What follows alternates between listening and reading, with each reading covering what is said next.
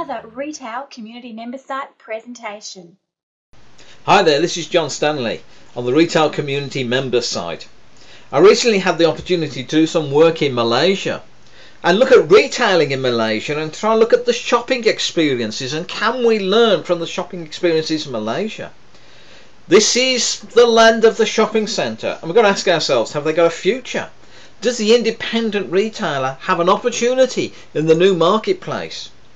Well, let's have a look at what's happening from a big picture point of view. Kuala Lumpur was the starting point. This is a big city. This is a city of skyscrapers. This is where the two largest twin towers now exist in the world.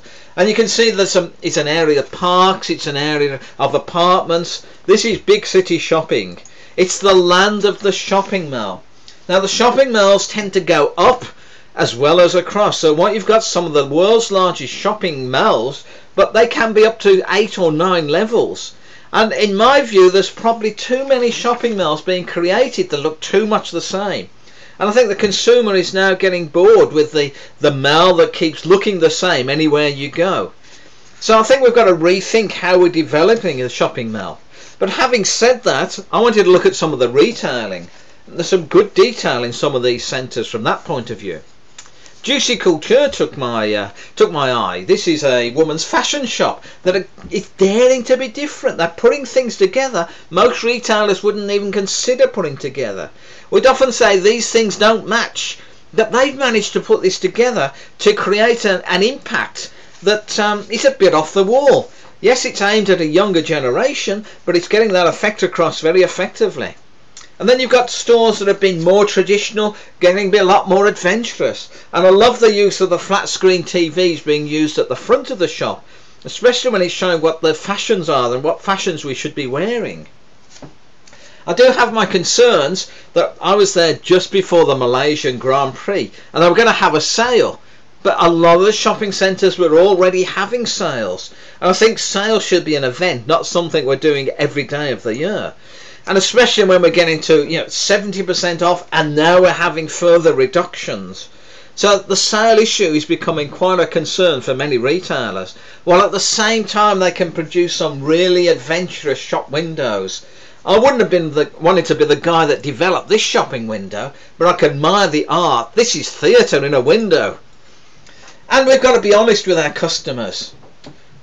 I wanted to look at the fresh product in this store, because they told me they got seductive living objects and flowers. And when I got there, everything was artificial. I think it's time we started being honest with our consumers. But the Malays are very good at putting up the marketing together in their banks. So their banks are a lot more fun, a lot more orientated towards retailing than many banks around the world. And of course they have to be culturally aware. So here we've got an example of a restaurant, secret recipe, that's being culturally aware as far as the community is concerned. Now, what is this woman trying to sell on this poster? That was my first query till I took a further look at the shop. This is a bridal gown. This is the bride. And sometimes you've got to ask yourself, how did people get that story together? Surely the bride should be happy. To me, she looks rather sad. And it's always the simple stuff that gets you. Free smells. How often do we forget that smell is an important strategy and we can use it as a marketing tool like this retailer did? And of course some of the products you've got to try. Durian fruits and now durian chocolates. You're not allowed to take a durian fruit in a hotel. It's supposed to be one of the most heavenly fruits to eat, but it has probably the worst smell of any fruit in the world from that point of view. I had an opportunity to get involved with the Curve. Now the Curve is a shopping mall that I think's really got it right. This to me was the one that made a difference in Malaysia. It was a complex of a shopping mall and a shopping village put together and works exceptionally well. They've got a whole mix of retailers in there. And I love the way Clark's are now segregating the categories and the way they're doing their categories with shoes for kids. As I said, there's a whole range of contrast in these shopping centres. So we can go from this type of shopping to see shopping where it's a lot more traditional and a lot more cultural. But I was impressed with the apartment.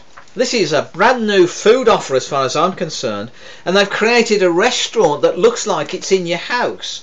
So you can dine in the bathroom or the kitchen, and you can go down to these different room settings and choose where you want to have your meal. You can go upstairs into what they've developed as the bedroom. And they've used all these props very, very effectively to create a new experience for the consumer. And I think they've put this together exceptionally well, and I expect to see more of these restaurants being opened not only around Asia but out of Asia in the not too distant future. And they've got different types of food courts from around the world. This is one where you can prepare your meal like going through a farmer's market. And that was an experience Linda and myself really enjoyed. And what about the pets? Well, you can have a pet drop-off at the shopping centre. And they've got a pet hotel. And one of the most successful and entrepreneurial pet retailers that I came across was the Pet Safari. And there you've got this safari where the pet can enjoy the experience from the pet hotel. The rooms are divided into different pet categories, and I thought they were doing an excellent job. A real bit of Disneyland theatre brought into the pet industry. But it's also about soccer. This is a place where the soccer teams can help sell your products. It's where the sports teams are becoming part of the retail complex, especially while the Grand Prix is there. But don't forget also you can get these girly shops. There's a whole variety of retailers as far as the Malay retail scene is concerned.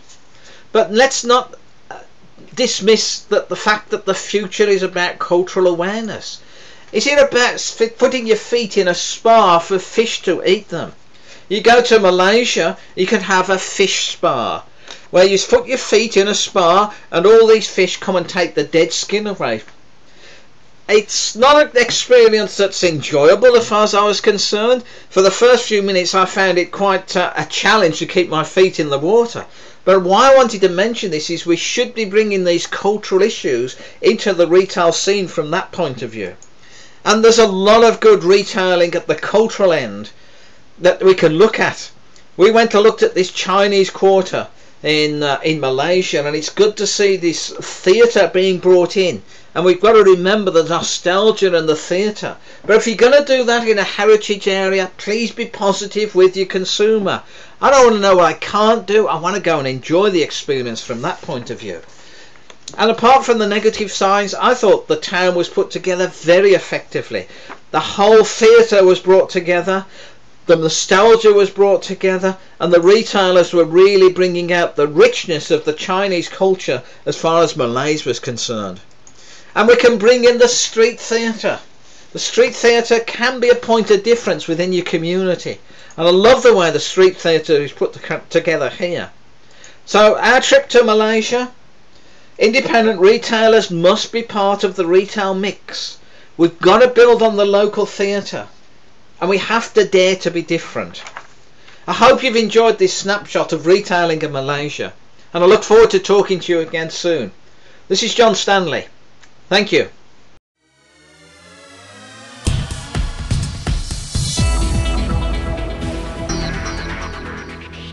For more information, visit retailcommunity.com.